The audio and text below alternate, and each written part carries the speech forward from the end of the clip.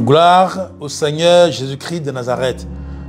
Aujourd'hui, nous sommes dimanche 12 novembre 2023. Je voulais dire shalom à tous dans le beau et précieux nom de notre Dieu sauveur, du Dieu véritable, Jésus-Christ de Nazareth. Mon guide me ramena vers l'entrée du temple, Ézéchiel chapitre 47, du verset 1 jusqu'au verset 12. Ézéchiel 47, 1 à 12. Mon guide me ramena vers l'entrée du temple et je vis que de l'eau jaillissait de dessous le seuil du temple, du côté de l'Orient. En réalité, en Palestine, une source est symbole de vie, de bénédiction divine. Le temple était construit au sommet d'une colline. Il est donc évident que ce passage ne doit pas être pris comme une prophétie qui se réaliserait sur le plan matériel, mais comme un symbole de la puissance vivifiante émanant du temple représentant la présence de Dieu. Une indication pour l'interprétation de l'ensemble de ces chapitres. Jésus a parlé de son corps comme du nouveau temple. Jean chapitre 2, verset 21. De lui, de Christ Jésus, de ce temple-là, du nouveau temple, ont jailli des eaux pour la vie éternelle. Jean chapitre 4, verset 14, Jean chapitre 7, verset 37 à 39. On peut aussi voir dans Apocalypse chapitre 22, du verset 1 au verset 2. Je relis le verset 1er, Ézéchiel chapitre 47. Mon guide me ramena vers l'entrée du temple et je vis que de l'eau jaillissait de dessous le seuil du temple, du côté de l'Orient, et s'écoulait du côté sud de l'édifice en passant au sud de l'autel. Verset 2. L'homme me fit sortir du temple par le portail nord et m'en fit contourner l'extérieur jusqu'au portail oriental. Je vis l'eau sourdre du côté sud de ce portail. Je vis l'eau sortir du côté sud de ce portail. Verset 3. Mon guide s'éloigna vers l'est, un cordeau à la main. Il mesura 500 mètres en aval et me fit traverser l'eau. Elle m'arrivait jusqu'aux chevilles. Verset 4. Il mesura encore 500 mètres et me fit de nouveau traverser. L'eau me venait jusqu'aux genoux. Il mesura encore 500 mètres et me fit traverser. L'eau venait presque aux reins. Verset 5. Il mesura encore 500 mètres. Maintenant, c'était un torrent que je ne pouvais plus franchir, car l'eau était si profonde qu'on y perdait pied et qu'il fallait nager. Le torrent n'a reçu aucun affluent. Ces eaux possédaient donc la vertu de se multiplier.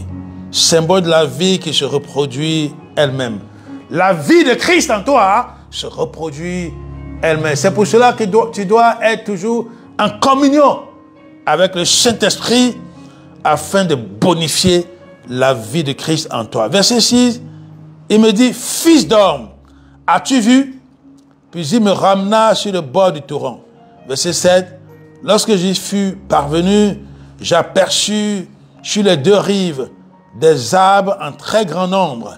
Verset 8, l'homme me dit, ces eaux s'écoulent vers l'est du pays et traversent la plaine du Jourdain et se jetteront dans la mer morte. Lorsqu'elles se déverseront dans la mer, l'eau en sera assainie et deviendra potable. L'eau en sera assainie et deviendra, potable. Parce que vous savez, les eaux de la mer morte ne sont pas potables.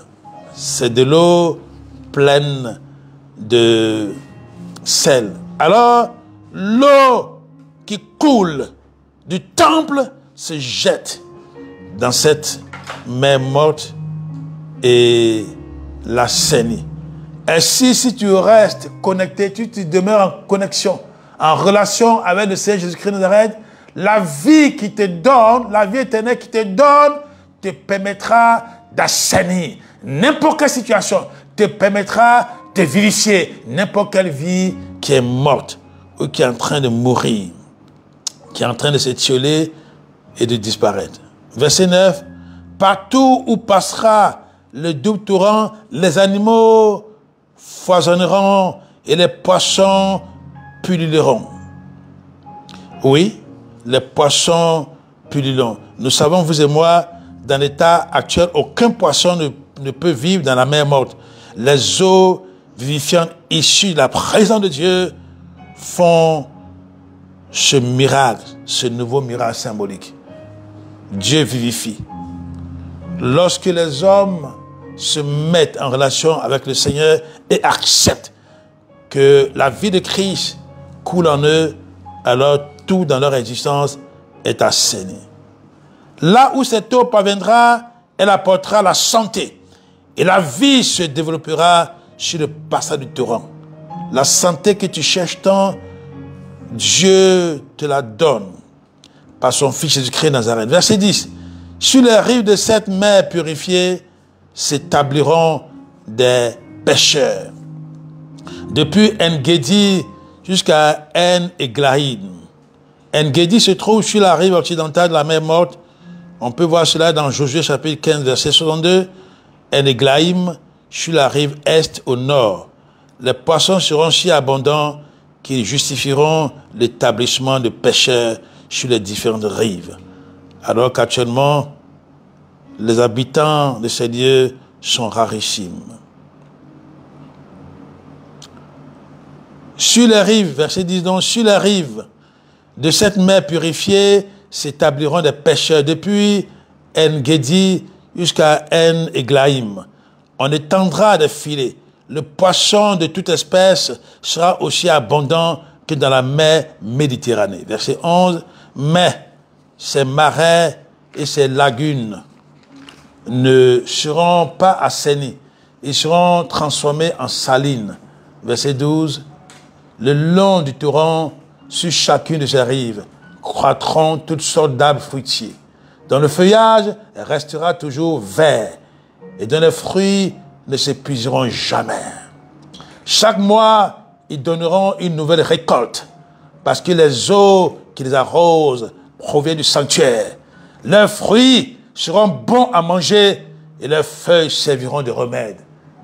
Tu veux avoir la vie en toi, la vie éternelle en toi?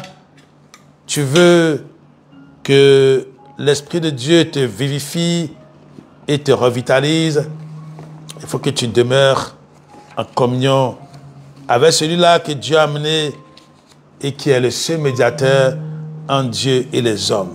Alors ce matin, le Seigneur nous permet de recevoir l'enseignement suivant. L'enseignement qui a pour sujet tous appelés à hériter l'éternité de Dieu.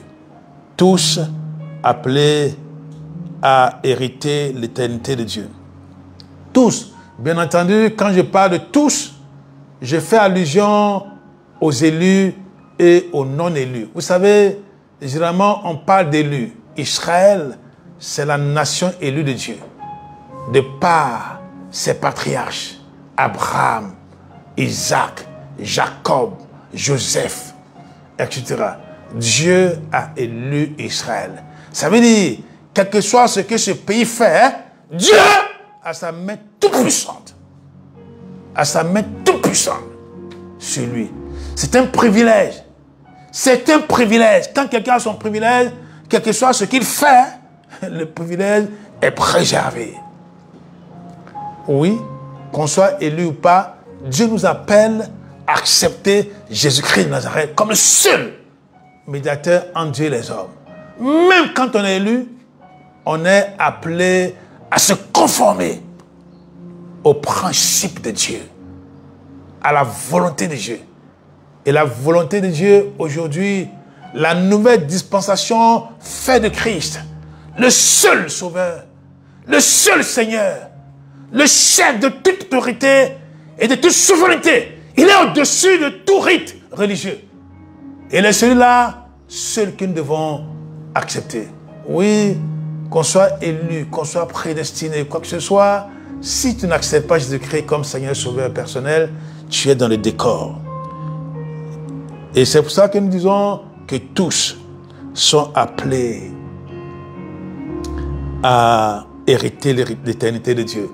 Il y a un ami qui me disait un jour, en faisant allusion à Romains 8, 28 à 30, il dit, mais vous, il y a la prédestination, c'est-à-dire il y a des élus. Alors si les gens sont prédestinés, ça veut dire que moi je suis de fille rejetée par Dieu. Je lui ai dit non, mon ami. Il a dit dans la parole de Dieu que quiconque invoquera le nom du Seigneur sera sauvé. Ça veut dire que ce n'est pas limité. Il y a certes des privilégiés. Oui, Dieu ne se répand pas de ce don. Le chrétien qui n'accepte pas, c'est son affaire. Et j'ai eu à discuter avec des gens, des chrétiens qui ne veulent pas accepter cela. Oui, c'est ton affaire, c'est votre affaire. Oui, je ne le dis pas par orgueil, mais je le dis parce que c'est la parole de Dieu qui le dit. Si deux personnes ne croient pas, ne l'acceptent pas, je comprends. Parce que ce n'est pas des gens qui sont instruits. Mais toi, chrétien, qui es instruit sur la chose, tu te laisses envahir par cette tendance culturelle. Oui, parce qu'il y a une tendance culturelle, ce n'est plus... cette affaire de religion est devenue malheureusement une culture. Donnons lire Éphésiens chapitre 2, versets 8 à 10.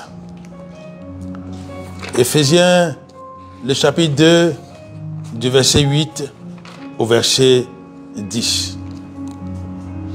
Oui, c'est sa grâce seule. Oui, sa grâce seule est la source de votre salut. Et cette grâce, vous l'avez saisie par la foi. Rien ne vient de vous, tout est cadeau de Dieu. Verset 9.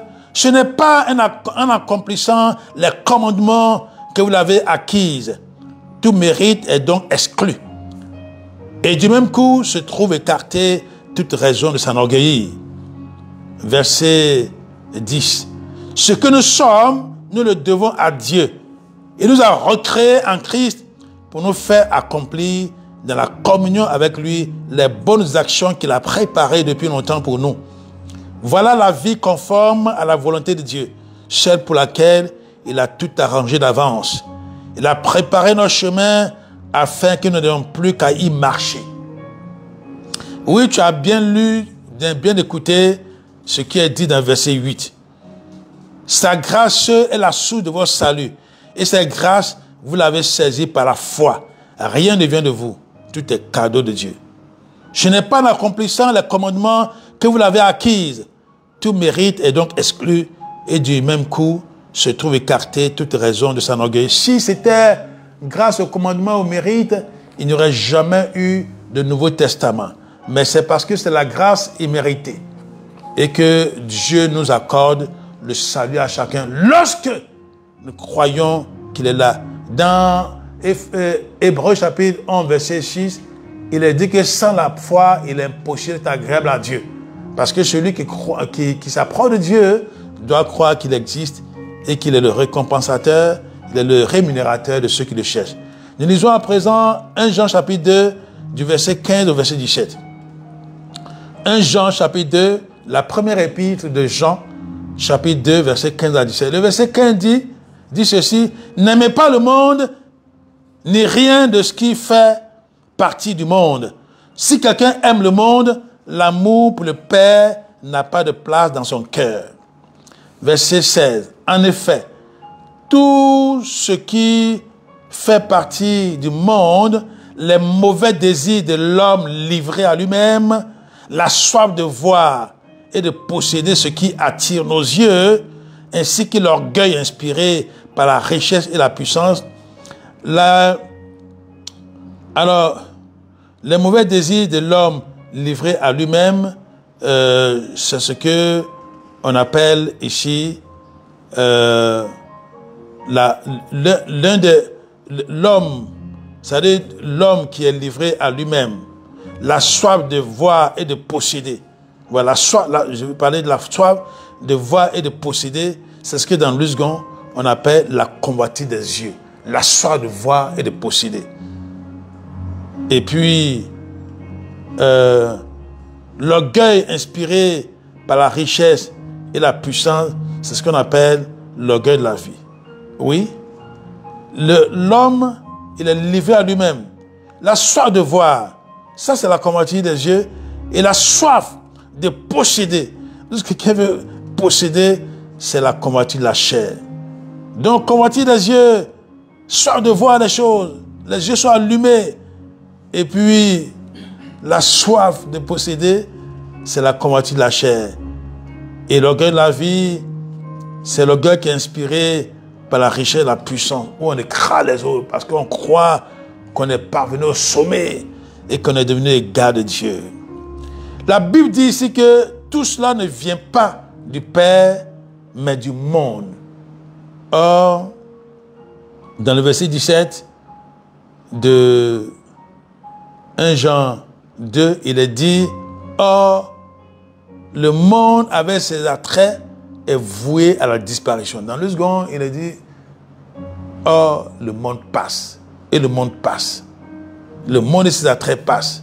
Le monde avec ses attraits est voué à la disparition. Tout ce que les hommes convoitent passera. Mais celui qui accomplit la volonté de Dieu demeure éternellement. Oui, la vie éternelle, c'est pour celui qui accomplit la volonté de Dieu. Comment accomplissons-nous la volonté de Dieu? En restant en relation permanente, constante avec Dieu. Comme on a lu dans Ézéchiel, la présence de Dieu nous inonde. La présence de Dieu nous vivifie. Lorsque tu as l'Esprit de Dieu en toi, tu es vivifié. Et tu peux à ton tour vivifier ce qui est mort, ce qui est endormi. Tu peux libérer ceux qui sont ainsi pris dans l'engrenage de la prison. Il faut que tu comprennes qu'il n'y a qu'une seule chose à faire. Que tu sois élu, que tu appartiennes à un peuple élu ou quoi que ce soit, il n'y a qu'une seule chose à faire. C'est de demeurer dans la volonté de Dieu. C'est accomplir la volonté de Dieu. Si tu accomplis la volonté de Dieu, alors tu verras que la vie de Dieu coule en toi et inonde, et transforme, et libère, et délivre. Et quelque chose, quoi que ce soit qui vienne s'implémenter dans ta vie, maladie ou malheur, malédiction, cela est ôté. Parce que la puissance de la présence de Christ est en toi. Et cette puissance annihile et détruit tout ce qui n'est pas conforme à la volonté de Dieu pour toi. Nous lisons Romains chapitre 8, du verset 28 au verset 30. J'aime la parole de Dieu parce que c'est la parole qui libère. C'est la parole qui délivre. C'est la parole qui guérit. Romains chapitre 8, du verset 28 au verset 30. Dans le verset 28, il est dit, les intentions bienveillantes de Dieu sont à l'origine de tout ce qui nous arrive.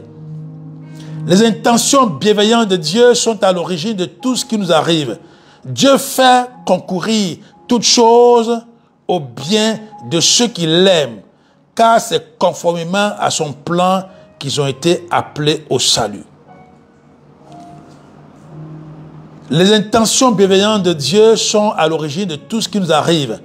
Dieu fait concourir toutes choses au bien de ceux qui l'aiment, car c'est conformément à son plan qu'ils ont été appelés au salut. Il y a des gens qui n'ont même pas de relation assidue avec Christ, et puis ils disent, oh, tout ce que Dieu fait est bon. Non, pour toi là, si tu veux dire que tout ce que Dieu fait est bon là, il faut avoir une relation intime avec Jésus-Christ. Si tu n'as pas de relation intime avec Dieu, il ne faut pas dire tout ce que Dieu fait est bon. Peut-être c'est tout ce que une autre divinité fait pour toi. Parce que tu sais à quelle source tu puises tes forces. Tu sais avec qui, avec quelle divinité tu as communion. Tu sais quelle idolâtrie tu pratiques. Donc ne dis pas que tout ce que Dieu fait est bon. Oui, tu me dis sans doute que tu le fais naturellement. Ok. Mais j'aurais bien voulu que tu le fasses surnaturellement. C'est-à-dire en te confiant en ce Dieu-là. En ayant sa vie qui coule en toi. Là, tu peux dire, les intentions bienveillantes de Dieu sont à l'origine de tout ce qui m'arrive. Dieu fait concourir toutes choses à mon bien. Parce que je fais partie de ceux qui l'aiment. Je fais partie de ceux qu'il a appelé conformément à son plan. Oui, le plan de Dieu, c'est que tu puisses accepter Jésus-Christ. C'est que tu puisses confesser de ta bouche que Christ est Sauveur et Seigneur. C'est que tu reconnaisses que ce Dieu-là est tout-puissant. C'est ça. Quand tu le fais ainsi, alors tu es appelé conformément au plan de salut de Dieu. Verset 29. En effet, ce que Dieu a enveloppé d'avance dans son plan d'amour, il les a aussi destinés depuis le commencement à porter son image. Il a décidé de faire de ses enfants au même titre que son fils, au même titre que son propre fils, Jésus-Christ, et de les façonner pour qu'ils lui ressemblent, afin qu'il soit l'aîné d'une nombreuse famille de frères. Oui, Dieu agit ainsi envers ceux qui l'ont accepté parce qu'il voudrait que ceux-là portent l'image de Christ. Il dit de Christ que bien qu'il fût fils, oui, Christ est venu sur la terre. C'est vrai qu'il a revêtu un corps humain, mais en Christ habite corporellement toute la plénitude de la divinité. Ainsi, il nous a dit dans le livre des Hébreux, au chapitre 5, au verset 8, Hébreux 5, 8, il est dit: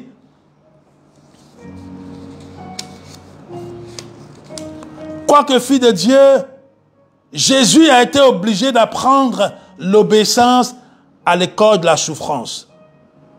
Il est dans le second, Jésus a appris l'obéissance par les choses qu'il a souffertes. Quoique fils de Dieu, il a appris l'obéissance par les choses qu'il a souffertes. Donc si tu es appelé sur le dessein de Dieu, si tu crois en Jésus-Christ, si tu as une relation intime avec Dieu, ça veut dire que tout ce qui t'arrive comme épreuve, c'est Dieu qui le permet pour te façonner. Et comme nous venons de lire dans Romains 8, verset 29, pour que tu puisses ressembler à son Fils. Parce que la famille de Dieu est faite de ceux qui ressemblent à Jésus-Christ, de ceux qui portent l'image de Dieu et qui sont comme Christ. Verset 30. Ceux à qui Dieu a réservé d'avance une telle destinée. Il les a aussi appelés à venir à lui. Ceux auxquels il a adressé son appel ont aussi été déclarés justes. Et ceux qu'il a fait accéder à cette justice et à cette vie nouvelle ont été revêtus de la beauté de la sainteté. Dieu leur a accordé leur part de la gloire céleste. Ce sont des passages qui sont très profonds. Ça veut dire quoi? Ça veut dire, si tu as accepté Jésus-Christ comme Seigneur Sauveur personnel, ça veut dire que Dieu t'a appelé. Et une fois qu'il t'a appelé, il t'a donné sa justice. Vous savez, parlant d'Abraham, il a dit que Dieu a appelé Abraham.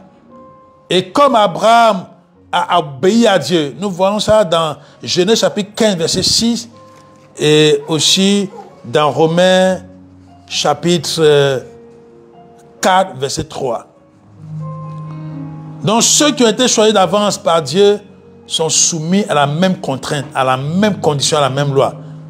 Mettre sa confiance en Dieu, avoir la foi en Dieu. Donc, on n'est justifié que par la foi. C'est pour cela que je parlais tantôt d'Abraham. Abraham l'a démontré dès le départ. Il a la foi et cela lui a permis d'être justifié par Dieu. Romains chapitre 4, verset 3, Genèse chapitre 15, verset 6. La Bible nous apprend que ce n'est pas parce que Abraham a accompli les rites religieux qu'il a été sauvé, mais c'est parce qu'il a cru en Dieu. Il a compris que Dieu pouvait ressusciter son fils Isaac. Il a mis toute sa foi, toute sa confiance en Dieu.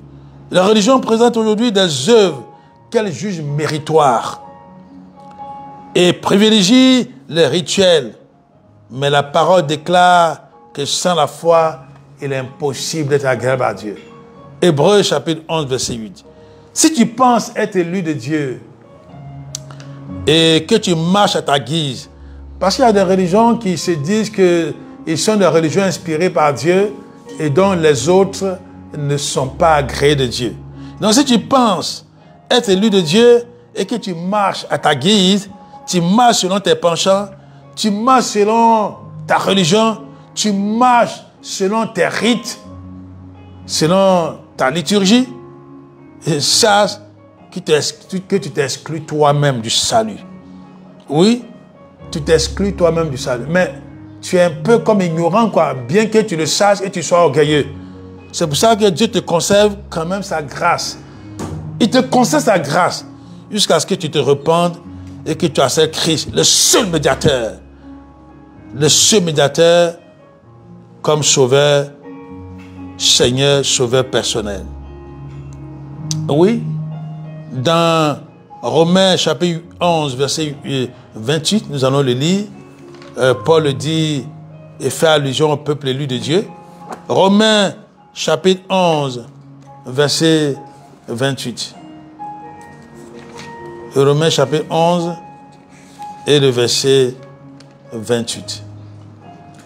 Il est dit, dans le temps présent, les Juifs sont devenus ennemis de Dieu parce qu'ils refusent l'évangile. Vous en bénéficiez, cependant, l'élection divine n'en est pas devenue caduque pour autant. Ils restent élus et Dieu les aime encore, ne fût-ce qu'à cause de leurs ancêtres. Donc, même si tu as été élu et que tu te balades loin de la condition pour être sauvé, c'est-à-dire avoir foi en Dieu, avoir foi en Jésus-Christ, accepter Christ comme Seigneur sauveur personnel, et que tu te confies dans ta religion, dans tes rites religieux, même si tu le fais, Dieu te conserve sa grâce. C'est-à-dire que tu es toujours élu. Jusqu'à la fin. Dieu te conserve sa grâce. Et il attend que tu puisses décider d'accepter Jésus-Christ de Nazareth comme Seigneur sauveur personnel, quelle que soit ta religion, parce que c'est le seul médiateur entre Dieu et les hommes. Paul suppliait les Corinthiens en disant, je vous en supplie, soyez réconciliés avec Dieu par Jésus-Christ.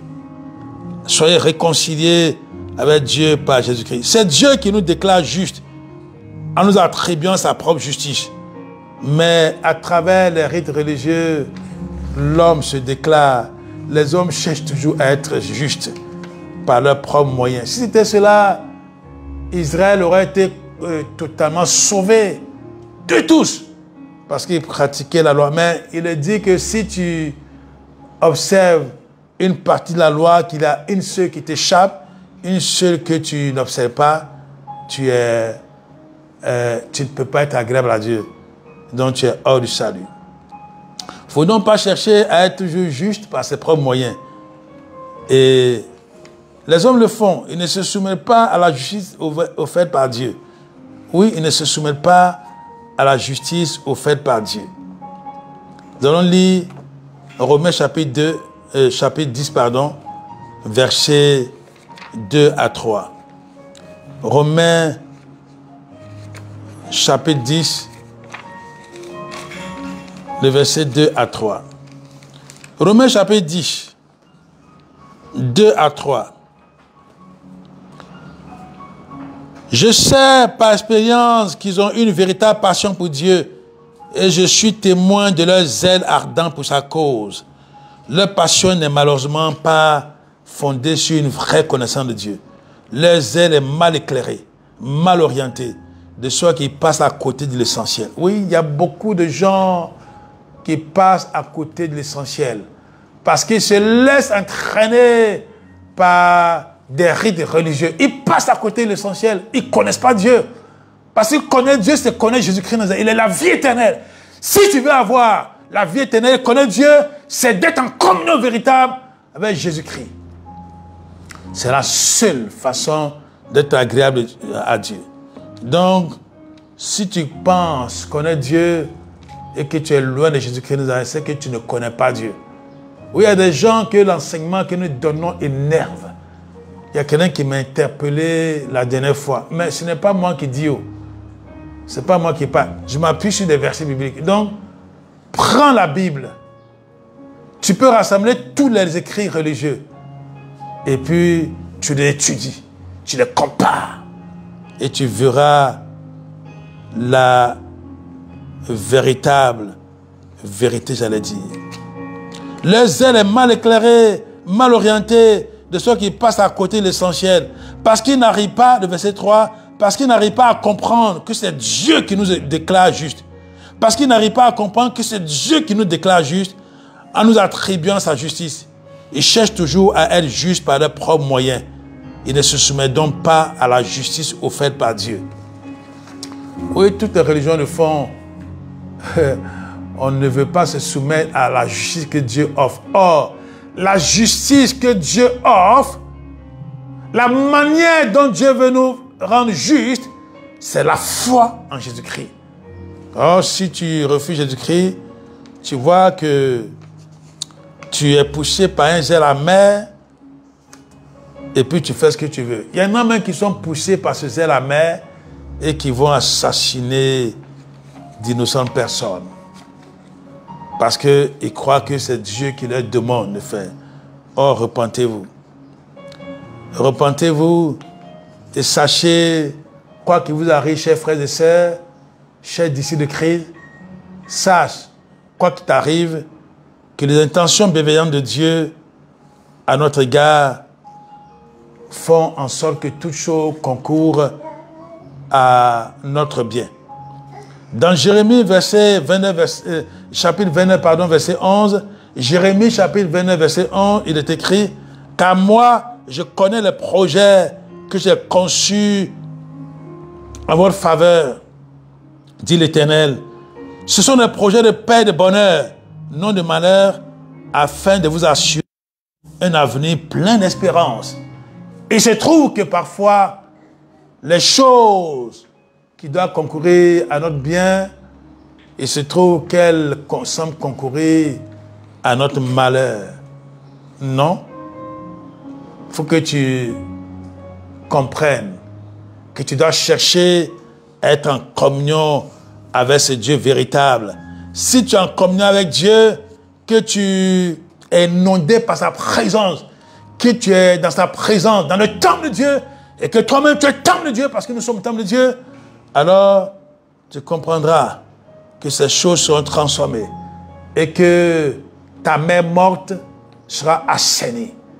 Et que là où il n'y a pas de poisson, il y aura beaucoup de poissons. Comme nous l'avons lu dans Ézéchiel chapitre 47. Il faut que tu te laisses conduire par ce Dieu qui te veut du bien. Il ne faut pas que tu chantes toujours que toi tu es élu parce que ta religion te l'a dit.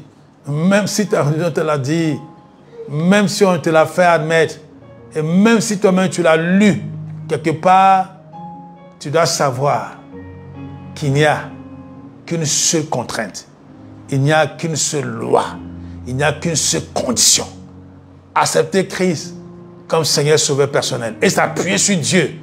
S'appuyer sur la justice de Dieu. Et ne pas se laisser avoir. Nous allons lire pour terminer. Nous en avons parlé, mais je voudrais que nous lisions cela. Romains chapitre 10. Romains chapitre 10. Et nous lisons cette fois-ci le verset 11. Romains chapitre 10, verset 9. On va lire à partir de 9, oui. Le verset 9 nous dit, en effet, si de ta bouche tu professes, tu confesses que Jésus est Seigneur, et si de tout ton cœur tu crois que Dieu l'a ressuscité des morts, tu seras sauvé. Verset 10, car celui qui de tout son cœur a placé sa confiance en Dieu a été déclaré juste par lui. Celui qui de sa bouche a rendu témoignage à sa foi, Dieu l'a sauvé. Verset 1, c'est aussi ce que dit l'Écriture, quiconque attend tout de Dieu et place en lui sa confiance ne sera pas déçu. Verset 12, s'il est dit quiconque, c'est donc que Dieu ne fait pas de différence entre juifs et non-juifs. Il est le maître du monde, le Seigneur de tous, et il distribue généreusement ses trésors à tous ceux qui les lui demandent. Verset 13, car il est écrit, quiconque l'invoquera comme Seigneur sera sauvé. Quiconque invoquera le nom du Seigneur sera sauvé. C'est ça la condition sine qua non. Si tu confères de ta bouche, Romains 19, que Jésus est Seigneur. Or, les religions ne confessent pas que Jésus est Seigneur. Là où on endoctrine les gens, ils ne reconnaissent pas que Jésus est Seigneur. Bien au contraire. Et c'est la condition que Dieu pose. Si de ta bouche, tu confesses que Jésus est Seigneur, et si de tout ton cœur, tu crois que Dieu l'a ressuscité dans tes morts, tu seras sauvé. Si de tout ton cœur, tu crois que Dieu l'a ressuscité des morts, tu seras sauvé. Car celui qui croit de tout son cœur a placé sa confiance en Dieu. Car celui qui de tout son cœur a placé sa confiance en Dieu a été déclaré juste par lui. Celui qui de sa bouche a rendu témoignage à sa foi, Dieu l'a ressuscité, Dieu l'a sauvé, Dieu l'a ainsi racheté et lui a donné sa propre justice. Il faut que tu te débrouilles pour accepter Jésus-Christ comme Seigneur et Sauveur personnel. Quitte les rites religieux, quitte la religion. Et tu verras que la présence de Dieu va t'inonder et ta vie va changer. Ta vie sera transformée.